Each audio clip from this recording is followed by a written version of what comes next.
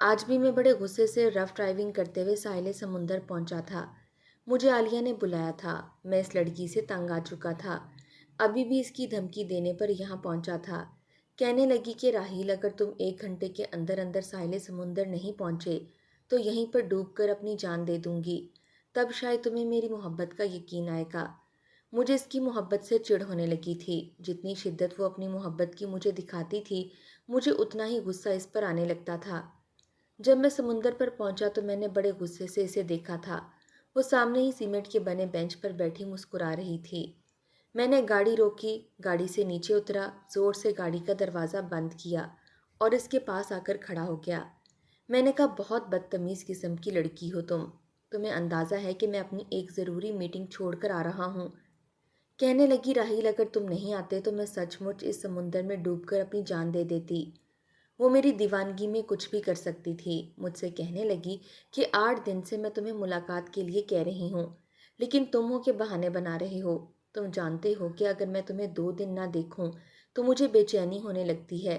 मेरा दम घुटने लगता है। ऐसा लगता है कि तुम नज़र नहीं आओगे तो अगला सांस नहीं ले पाऊंगी। ये सुनकर मैं खुद पर जितना भी इतराता उतना ही कम था। मैंने कहा, बस भी करो, कोई किसी की खातिर मरता नहीं है। कहने लगी, रहील, मैं मर सकती हूँ। कहो तो अभी तुम्हें समुंदर में अपनी जान देकर दिखा सकती हूँ। मैंने कहा, बस भी कर दो आलिया, ये सब कहने की बातें होती हैं। और प्लीज़ अभी ऐसा कोई नया ड्रामा शुरू ना कर लेना। मैं बिल्कुल ऐसे मूड में नहीं हूँ। इसने मेरा हाथ पकड़ा और कहने लगी, चलो ना राहील, गीली मिट्टी पर नंगे पाँव चलते हैं। मुझे बहुत अच्छा लगता है। मैं आ तो चुका था, इसलिए अपने जॉगर उतार कर अपनी गाड़ी में रखे। इसने भी अपने जूते उतार कर रख दिए। मट्टी पर चलते हुए ढेर सारी बातें वो मुझसे कर रही थी। अब मैं बार बार अपनी हाथ पर बंधी घड़ी में वक्त देख रहा था। मैं और आलिया यूनिवर्सिटी में एक साथ पढ़ते थे और अब तो जॉब भी करने लगे थे। लेकिन आलिया की मोहब्बत कम होने की बजाय बढ़ती चली जा रही थी। यूनिवर्सिटी की तालीम मुकम्मल करने के बाद 2 साल हो गए जॉब करते हुए, और इन 2 सालों में आलिया मुझे कई बार कह चुकी थी कि मैं इससे शादी करूं, लेकिन मैं हमेशा टाल जाता था क्योंकि मेरा ऐसा कोई मूड नहीं था, क्योंकि मैं अभी शादी जैसी जिम्मेदारी संभालना ही नहीं चाहता था। आज भी समुंदर पर नंगे पांव रेत पर चलते हुए मुझसे कहने लगी, मेरा एक और रिश्ता आया है राहील, मैं कब तक इंतज़ार करती रहूं। मेरी वालदा तो कह रही थी कि अपनी उम्र देखो, अगर अब भी तुमने शादी से इनकार किया तो बार बार अच्छे रिश्ते नहीं आएंगे। वो बेहद खूबसूरत थी। मैंने एक नज़र इसकी तरफ देखा। काफ़ी परेशान थी। मैंने कहा, तुम इनकार क्यों कर रही हो? कर लो शादी। मैंने कंधे उचकाकर लापरवाही दिखाई थी, लेकिन इसके चेहरे की तो जैसे रंगत फक्सी पड़ गई थी। कहने लगी, कैसे कर लूँ शादी? क्या हो गया है तुम्हें? मैं तुम्हारे सिवा किसी और का तसव्वुर भी नहीं कर सकती। किसी और के बारे में सोचना मुझे सुहाने रूह लगता है। मैंने कहा कि अगर तुम मुझसे ही शादी करना चाहती हो तो फिर तुम्हें इंतज़ार करना पड़ेगा। मजाक ना करो, वो कहने लगी। कब तक इंतज़ार करना पड़ेगा? तुम फाइनेंशियली तौर पर काफ़ी बेहतर हो, मुझे नहीं लगता कि मेरे वालिदैन को कोई एतराज़ होगा। फिर मैं भी तो जॉब करती हूँ, हम मिलकर मैनेज कर लेंगे। मेरी जॉब बहुत अच्छी फर्म में थी, मुझे पैसे की कोई कमी नहीं थी। मैंने कहा कि नहीं, पैसों का मसला नहीं है, बस मेरा भी ऐसा कोई मूड नहीं है।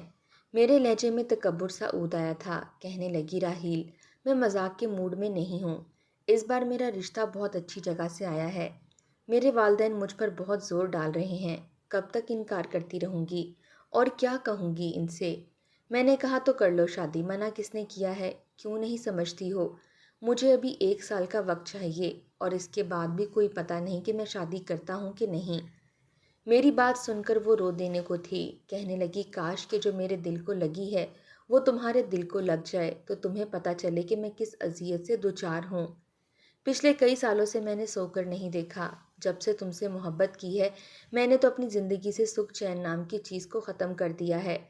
तुम फ़ोन पर बात नहीं करते तो मेरी बेचैनी का ये हाल होता है कि मैं जले पाँव की बिल्ली बने कमरे में चक्कर काटती रहती हूँ। जब तक तुम्हारी आवाज़ में सुन ना लूँ मुझे चैन नहीं आता। फ़ोन नहीं उठाते तो सौ सौ वसवसे मुझे आने लगते हैं। मैं किस कदर परेशान हो जाती हूँ ये मैं जानती हूँ। तुम मुझसे मुलाकात नहीं करते तो लगता है कि एकदम सांस घुट जाएगा, मौत वाक़या हो जाएगी। और तुम मेरी कैफियत से मज़े उठाते हो, तुम्हें एहसास तक नहीं। اس نے مجھے بہت باتیں سنائی تھیں۔ میں نے کہا کہ ٹھیک ہے، تم بھی مجھے سزا دے دو، جاؤ کر لو کسی اور سے شادی۔ میں بھی تم سے محبت کرتا ہوں لیکن تمہارے بغیر رہ کر دکھا دوں گا۔ میں بہت لاپرواہی سے بولا تھا۔ اس کی آنکھوں سے موٹے موٹے آنسو گرنے لگے۔ اس نے میرا ہاتھ چھوڑ دیا۔ کہنے لگی جب مر جاؤں گی شاید تب تمہیں میری محبت کا یقین آئے گا، لیکن اس یقین کا میں کیا کروں گی؟ میں نے کہا کہ میں تم سے وعدہ کرتا ہوں کہ روز تمہاری قبر پر پھول ڈالنے ضرور آیا کروں گا۔ میں نے اس کی اس حالت کا بھی مذاق اڑایا تھا، جانتا تھا کہ وہ ایسی ہی ہے اور وہ بھی جانتی تھی کہ میں بھی ہر بات کا مذاق ہی کرتا ہوں۔ وہ روتی روتی جا چکی تھی۔ میں بھی واپس اپنی گاڑی میں بیٹھ کر مسکراتا ہوا گھر پہنچ گیا۔ جانتا تھا کہ اب شام کو وہ فون کرے گی، مجھ سے لڑے گی، جھگڑے گی، بات پھر ختم ہو جائے گی۔ میں اور عالیہ پچھلے 6 سالوں سے ایک دوسرے کی محبت میں مبتلا تھے۔ اس میں کئی بار ایسا ہو چکا تھا، کئی بار اس نے میری خاطر اچھے اچھے رشتے ٹھکرائے تھے۔ خوبصورت تھی، پڑھی لکھی تھی، اس کے والدین بھی ٹھیک ٹھاک تھے، اس لیے اس کے اب تک جتنے بھی رشتے آئے سبھی بہت اچھے تھے، لیکن میری محبت میں وہ پور پور ڈوب چکی تھی۔ میں شروع سے ہی لاپرواہ قسم کا انسان تھا۔ محبت کا اظہار تک اس نے کیا تھا۔ ہماری آپس میں انڈرسٹینڈنگ اور دوستی بہت تھی، مزاج بہت ملتا تھا۔ یہی وجہ تھی کہ جب ہماری دوستی محبت میں بدلی ہمیں پتہ ہی نہیں چلا، لیکن میں محبت میں ایک حد تک ہی جا پایا تھا۔ لیکن عالیہ تو شاید مجھ سے عشق کرنے لگی تھی۔ مجھے دیکھتی نہیں تھی تو اس کی حالت خراب ہونے لگتی تھی۔ کبھی کبھی میں جان بوجھ کر اس کا فون نہیں اٹھاتا تھا، نیند میں ہوتا تھا۔ مجھے اپنی نیند بہت پیاری ہوتی تھی۔ میں اپنا فون سائلنٹ کر دیتا۔ اس کا نمبر کئی بار میرے موبائل پر جگمگاتا رہتا اور وہ فون پر فون کرتی رہتی اور میں خواب خرگوشی کے مزے لیتا رہتا۔ مجھے پرواہ ہی نہیں ہوتی تھی۔ صبح اٹھ کر اسے فون کرتا تو وہ کہتی کہاں تھے تم رات سے؟ میں سوئی نہیں، اتنی پریشان تھی کہ نہ جانے تم فون کیوں نہیں اٹھا رہے، ایک بار میسج کر دیا کرو تاکہ میں بھی چین سے سو سکوں۔ میں نے کہا تمہیں کیا ضرورت ہے پریشان ہونے کی؟ مجھے اس کی بے تابیاں، بے قراریاں، میرے لیے بے چین ہونا بڑا اچھا لگتا تھا۔ لیکن مجھے حیرت کا جھٹکا اس وقت لگا جب رات تک اس کا کوئی فون نہیں آیا تھا۔ پہلی بار مجھے بڑا عجیب لگا تھا۔ میں نے کہا ٹھیک ہے، ناراض ہے، پچھلے 6 سالوں سے مجھے منا رہی ہے، ہو سکتا ہے مجھ سے بھی یہی امید رکھتی ہو کہ میں اسے مناؤں، لیکن میں بھلا کیوں مناؤں؟ میں جانتا ہوں کہ اگر ایک رات مجھ سے نہیں بولے گی تو صبح صبح فون کر دے گی۔ میری محبت میں وہ پاگل ہے، میرے بغیر رہ نہیں سکتی، لیکن پتہ نہیں کیوں مجھے رات کو نیند نہیں آئی۔ بار بار میں اپنا موبائل دیکھ رہا تھا کہ شاید اب اس کا فون آ جائے، شاید اب اس کا فون آ جائے، لیکن مجھے اس کا فون نہیں آیا۔ پہلی رات تھی جب میں سکون سے سو نہیں پایا تھا۔ بار بار میری آنکھیں کھلتی اور میری نظر سب سے پہلے اپنے موبائل پر جاتی۔ مجھے ایسا لگتا جیسے اس کا فون آیا ہے۔ میں فون اٹھا کر دیکھتا تو کسی کی کال نہیں آئی ہوتی تھی۔ پہلی رات میری بڑی بے چینی سے گزری۔ میں نے سوچا کہ صبح خود ہی فون کرے گی اور میں اسے اس بار بہت نخرے دکھاؤں گا، لیکن مجھے حیرت کا جھٹکا لگا تھا کیونکہ پورا دن اس کا کوئی فون نہیں آیا تھا۔ میرا دل اس بات کو تسلیم ہی نہیں کر رہا تھا کہ ایسا ہو ہی نہیں سکتا۔ پچھلے 6 سالوں میں ایسا نہیں ہوا تھا۔ وہ میرے بغیر رہ نہیں سکتی تھی، میری آواز سنے بغیر اسے چین نہیں آتا تھا۔ یہ کیسے ممکن تھا کہ مجھے 24 گھنٹے فون نہ کرے؟ میٹنگ کے دوران بھی میرا دماغ میٹنگ میں نہیں تھا بلکہ عالیہ کی طرف لگا ہوا تھا۔ رات تک میں بے بس ہو گیا تھا کیونکہ محبت تو میں نے بھی اس سے کی تھی۔ میں نے سوچا کہ خود ہی فون کر لینا چاہیے۔ میں نہیں جانتا تھا کہ مجھے اتنا بڑا دھچکا بھی لگ سکتا ہے۔ میں نے جیسے ہی عالیہ کو فون کیا اس کا فون بند تھا۔ دل میں کئی وسوسے سے اٹھنے لگے کہ کہیں پاگل لڑکی نے سچ مچ خود کو کچھ کر نہ لیا ہو۔ میں نے بڑی بے چینی سے اپنی ایک ایسی دوست کو فون کیا جو کہ عالیہ کی بھی بیسٹ فرینڈ رہی تھی۔ میں نے اسے فون کیا۔ میں نے کہا رابعہ یہ عالیہ کا فون کیوں بند ہے؟ کہنے لگی کہ مجھے نہیں پتا۔ میں نے کہا دیکھو سب خیریت تو ہے نا؟ ہاں ہم دونوں ایک ہی آفس میں کام کرتے ہیں، وہ آئی تھی جاب پر، ٹھیک ہے باتیں بھی کر رہی تھی، بس کچھ چپ چپ سی تھی۔ یہ سن کر میرا دل تھوڑا مطمئن ہوا تھا کہ چلو ٹھیک ہے۔ پھر میں نے سوچا شاید ابھی ناراضگی دکھا رہی ہے، لیکن میں جب بھی اسے فون کرتا اس کا فون بند ہی ملتا تھا۔ پھر مجھ پر یہ انکشاف بھی کھل گیا کہ اس نے مجھے بلاک کر دیا ہے۔ میں سوچ بھی نہیں سکتا تھا کہ اتنا بڑا قدم وہ کیسے اٹھا سکتی تھی۔ وہ تو مرتی تھی مجھ پر۔ مجھے غصہ تو بہت آیا، اس لیے اسی شام میں اپنے آفس سے جلدی چھٹی لے کر اس کے آفس کے باہر کھڑا ہو گیا۔ وہ رابعہ کے ساتھ ہی اپنی کمپنی سے باہر آئی تھی۔ بس ایک نظر اس نے مجھے دیکھا اور اپنی آنکھیں بدل لیں۔ رابعہ کے ساتھ اپنی گاڑی میں بیٹھنے لگی۔ ایسا بھی پہلی بار ہوا تھا، ورنہ وہ مجھے دیکھ کر ناراض بھی ہوتی تو میری گاڑی کے پاس آتی تھی، گاڑی میں بیٹھتی تھی اور مجھ سے لڑنا شروع ہو جاتی تھی۔ بات ختم ہو جاتی تھی، لیکن اس بار وہ اپنی گاڑی میں بیٹھی تھی۔ رابعہ کو وہی ڈراپ کرتی تھی۔ مجھے بہت غصہ آیا۔ میں اپنی گاڑی سے اترا اور اس کی گاڑی کی فرنٹ ڈرائیو سیٹ پر جا کر اس کا شیشہ نوک کرنے لگا۔ کچھ دیر بعد اس نے شیشہ نیچے کیا تھا۔ کہنے لگی کیا ہے؟ میں نے کہا اچھا تمہیں نہیں پتا کیا ہے؟ چلو گاڑی سے نیچے اترو، میرے ساتھ چلو، رابعہ کو بھی میں راستے میں چھوڑ دوں گا، مجھے تم سے بات کرنی ہے۔ کہنے لگی میرے پاس وقت نہیں ہے، پلیز جاؤ یہاں سے۔ میں تو اس کا یہ انداز دیکھ کر جتنا بھی حیران ہوتا اتنا ہی کم تھا۔ عالیہ تمہیں ہوا کیا ہے؟ یہ تم ہی ہو؟ میں تو جتنا حیران ہوتا اتنا کم تھا۔ اتنی بے رخی تو اس نے زندگی میں میرے ساتھ نہیں برتی تھی۔ کہنے لگی راحیل میں بہت تھک چکی ہوں، مجھے گھر جانا ہے، پہلے رابعہ کو بھی چھوڑنا ہے، اس لیے پلیز جاؤ یہاں سے۔ تم بھی مصروف رہتے ہو، جا کر پہلے اپنی مصروفیات ختم کرو۔ میں سمجھ گیا کہ وہ ناراض ہے۔ میں نے بڑے غصے سے اسے کہا۔ میں نے کہا ٹھیک ہے، ایسے تو ایسے ہی ٹھیک ہے۔ میں نے کہا عالیہ آئندہ مجھے فون مت کرنا۔ میری اس بات پر اس کی رنگت پھیکی پڑی تھی، لیکن بہت جلد سنبھل گئی۔ کہنے لگی ٹھیک ہے، اس بار میں تمہیں فون نہیں کروں گی، نہ ہی تمہیں ملاقات کے لیے کہوں گی۔ میں نے کہا اپنی بات پر قائم رہنا، سمجھی؟ یہ کہہ کر میں بھی اپنی گاڑی کی طرف بڑے غصے سے بڑھ گیا تھا۔ وہ بھی جا چکی تھی۔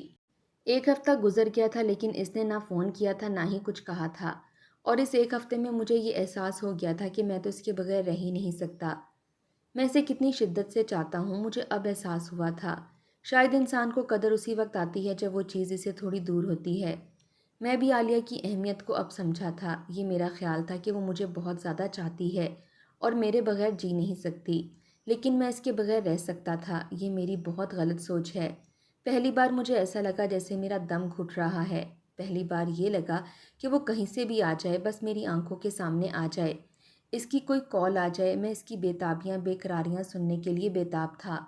میرے کان اس کی آواز سننے کو ترس گئے تھے۔ میں سوچ چکا تھا کہ میں اب زیادہ دیر نہیں لگاؤں گا، اس کے گھر رشتہ لے کر جاؤں گا۔ اس 8 دنوں نے مجھے توڑ کر رکھ دیا تھا، مجھے یہ بتا دیا تھا کہ وہ میری زندگی میں کیا اہمیت رکھتی ہے۔ میرے والدین حیات نہ تھے، پچھلے سال ہی ایک حادثے میں دونوں ہی وفات پا چکے تھے۔ ان دنوں بھی مجھے عالیہ نے ہی سنبھالا تھا۔ میری غم خوار سب سے بڑی وہی تھی۔ میں نے سوچا کہ میں خود ہی اس کے لیے رشتہ لے جاتا ہوں، پھر میں ایک اچھی فرم میں جاب کرتا ہوں، اس کے گھر والوں کو کوئی اعتراض بھی نہیں ہوگا۔ لیکن جب میں شام کو عالیہ کے گھر پہنچا تو وہ بہت حیران تھی، پریشان تھی۔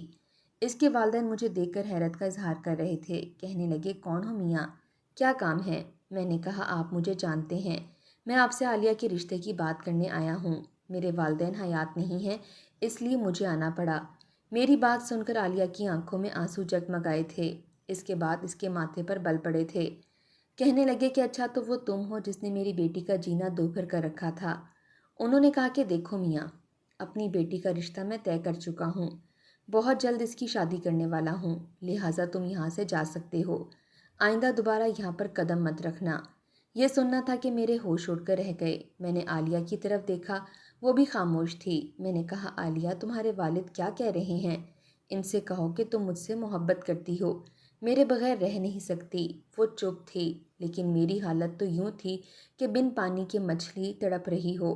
میں عالیہ کے پاس آ کر کھڑا ہو گیا۔ میں نے کہا عالیہ میں تم سے بہت محبت کرتا ہوں، پلیز سمجھاؤ اپنے والدین کو۔ لیکن وہ کچھ نہیں بولی۔ اس کے والد میرے پاس آئے، کہنے لگے دیکھو لڑکے، نکلو باہر یہاں سے، ورنہ میں اپنے گارڈز کو بلا کر تمہیں یہاں سے نکلواؤں گا۔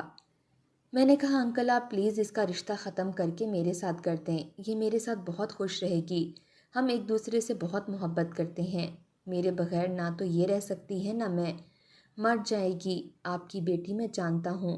لیکن وہ کہنے لگے کہ مجھے یہ رشتہ قبول نہیں، میرے والدین نے جہاں میرا رشتہ طے کیا ہے میں وہیں شادی کروں گی۔ مجھے اپنے کانوں پر یقین نہیں آ رہا تھا، ایسا ممکن ہی نہیں تھا۔ میں نے اسے اپنے لیے روتے دیکھا تھا، تڑپتے دیکھا تھا، یہ وہ والی عالیہ تو نہیں تھی۔ میں بڑی پریشانی میں وہاں سے نکلا اور رابعہ کو فون کیا۔ ہوا کیا ہے؟ یہ کیسے اتنی جلدی بدل سکتی ہے؟ وہ کہنے لگی کہ جس دن تم نے ساحل سمندر پر اس کے ساتھ بے رخی سے بات کی تھی وہ عالیہ کی برداشت کی آخری حد تھی۔ اس کا نروس بریک ڈاؤن ہو گیا تھا۔ یہ سن کر میں حیران ہوا۔ وہ کہنے لگی کہ بہت مشکل سے اس کی طبیعت سنبھلی تھی۔ کئی گھنٹے وہ بے ہوش رہی تھی۔ وہیں پر اس کی ملاقات ماہر نفسیات ڈاکٹر احمد سے ہوئی اور وہ اسی سے علاج کروا رہی ہے۔ ایسے بہت سے کیسز اس نے منٹوں میں حل کیے ہیں اور یہ اس کے علاج کا نتیجہ ہے کہ آج وہ کافی سنبھل چکی ہے۔ میں نے کہا میں نہیں مانتا ڈاکٹر، دل کی دنیا نہیں بدل سکتے۔ ایسا کوئی ڈاکٹر نہیں ہے جو عالیہ کے دل سے میری محبت کو نکال سکے۔ میں نے کہا رابعہ میں اس سے شادی کرنا چاہتا ہوں، پہلے بھی کرنا چاہتا تھا، مجھے اس سے محبت تھی اور ہے۔ ابھی اسے کہو کہ وہ اپنے والدین سے کہے کہ میرا رشتہ قبول کر لے۔ میں رابعہ کی منت سماجت کر رہا تھا۔ وہ کہنے لگی میرے اختیار میں نہیں ہے، بڑی مشکل سے میری دوست سنبھلی ہے۔ پچھلے 6 سالوں سے اس نے تم سے محبت کی ہے، تمہیں ٹوٹ کر چاہا ہے، تمہارا انتظار بھی بہت کیا ہے۔ 6 سال اس نے تمہاری خاطر بہت اچھے اچھے رشتوں کو ٹکرایا ہے۔ اس بار وہ بہت ٹوٹ چکی ہے۔ میں نہیں سمجھتی کہ اب وہ تمہیں اپنا لے گی۔ میری تو یہ حالت تھی کہ عالیہ کے بغیر مر جاؤں گا۔ میں نے کہا ایسا مت کرو رابعہ، میں نے اسے سچی محبت کی تھی، بس اپنا کیریئر بنانا چاہتا تھا۔ وہ کہنے لگی راحیل مجھے تمہاری کسی بات پر بھروسہ نہیں۔ تم ایک اچھی جاب کر رہے تھے، تمہارا گھر اپنا تھا، پھر عالیہ ہر طرح سے تمہیں سپورٹ کرنے کو تیار تھی، لیکن تمہیں اس کے جذبات کا کوئی احساس ہی نہیں تھا۔ اس کے بعد جو کچھ رابعہ نے مجھ سے کہا میں سن نہیں سکتا تھا۔ کہنے لگی دیکھو راحیل اب اس کا پیچھا چھوڑ دو، وہ اپنی زندگی کی طرف لوٹ آئی ہے، اسے جینے کا حق ہے تو اسے جینے دو۔ میں نے کہا میں تو اس کے بغیر مر جاؤں گا۔ کہنے لگی تم نے اس سے محبت نہیں مذاق کیا تھا، ہر بار اس کی ہر بات کا مذاق اڑاتے رہے، اس کے ہر جذبے کا مذاق اڑاتے رہے، اسے انتظار کی سولی پر لٹکا دیا۔ کیسی محبت ہے تمہاری؟ میں نے کہا رابعہ میں ہر غلطی کی تلافی کرنے کو تیار ہوں۔ وہ کہنے لگی تمہاری اگر کوئی مدد کر سکتا ہے تو وہ ڈاکٹر احمد کر سکتا ہے، کیونکہ اس وقت وہ اسی کے زیر علاج ہے اور جو وہ کہتا ہے عالیہ وہی کرتی ہے۔ میں نے اس ڈاکٹر کا پتہ لیا اور اس کے پاس پہنچ گیا۔ کافی لمبی قطار تھی اس کے مریضوں کی۔ میں نے حالانکہ ریسیپشن پر کہا بھی کہ مجھ سے ملاقات کریں، لیکن وہ کہنے لگی کہ ڈاکٹر صاحب صرف مریضوں کو چیک کرتے ہیں، ملاقاتیں کسی سے نہیں کرتے۔ میں نے اس کی سلپ بنوا لی، 2 گھنٹے اپنی باری کا انتظار کیا۔ اس 15-20 دنوں میں میرا حال بکھر کر رہ گیا تھا، نہ مجھے شیو کرنے کی ہوش تھی نہ بال بنانے کی، ورنہ میں تو بہت حشاش بشاش رہتا تھا، اپنا بہت خیال رکھتا تھا۔ عالیہ کی محبت نے تو جیسے مجھے توڑ کر رکھ دیا تھا۔ میں ڈاکٹر کے پاس پہنچا تو کہنے لگے جی کیا مسئلہ ہے آپ کے ساتھ؟ کافی خوش شکل سا نوجوان تھا، میرا ہی ہم عمر ہوگا یا شاید مجھ سے 1-2 سال بڑا ہو۔ مجھے اسے دیکھ کر بڑا غصہ آنے لگا۔ میں نے کہا میرا مسئلہ تم ہو۔ میرے سخت لہجے پر اس کے ماتھے پر بل پڑے تھے۔ کہنے لگا مسٹر کیا کہہ رہے ہیں آپ؟ میں نے کہا عالیہ کا علاج تم کر رہے ہو۔ کہنے لگا کون عالیہ؟ میرے پاس بہت ساری لڑکیاں تھیں، مجھے کسی کا نام نہیں یاد۔ میں نے کہا عالیہ منظور، یہ کہہ کر میں نے موبائل سے اس کی تصویر دکھائی۔ تصویر دیکھنے کے بعد وہ مجھے دیکھنے لگا، کہنے لگا اچھا تو آپ ہی ہیں وہ موصوف جس نے اس لڑکی کی زندگی کو اجیرن بنا رکھا تھا۔ میں نے کہا میں اس سے محبت کرتا ہوں۔ کہنے لگا ہاں، مرد کو اگر محبت پلیٹ میں سجی ہوئی مل جائے تو اسے کبھی بھی قدر نہیں ہوتی۔ میں نے کہا کہ ٹھیک ہے جو ہو گیا، اب مجھے اپنی غلطی کا احساس ہو گیا۔ کہنے لگا تو پھر میں کیا کر سکتا ہوں؟ میں نے کہا تم عالیہ سے کہو کہ مجھے معاف کر دے اور جہاں اس کا رشتہ طے ہوا ہے وہاں انکار کر دے اور میرے رشتے پر اپنے والدین کو راضی کرنے کی کوشش کرے۔ میں بہت محبت کرتا ہوں اس سے۔ میری بات پر وہ کہنے لگا کہ میں ایسا کیوں کہوں؟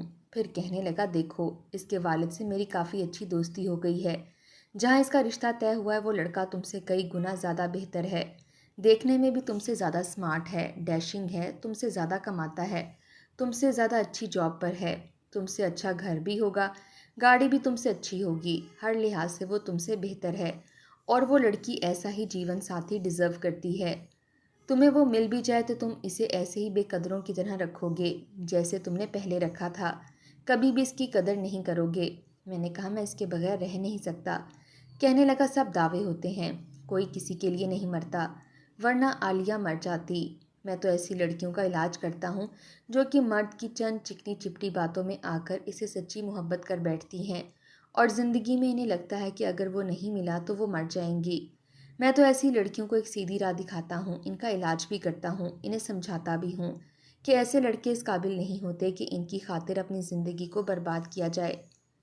عالیہ کے دل میں آ جائے تو آ جائے، میں آپ کی ایسی کوئی مدد نہیں کر سکتا۔ میں اس ڈاکٹر کی شکل دیکھتا رہ گیا تھا۔ کہیں نہ کہیں قصور میرا ہی تھا، میں نے واقعی عالیہ کی قدر نہیں کی۔ لیکن اب احساس ہو رہا تھا کہ میں نے ہیرے کو کھویا ہے، لیکن میرے ہاتھ میں پچھتاووں کے علاوہ اور کچھ نہیں تھا۔ کاش کہ میں نے اس کی قدر کی ہوتی۔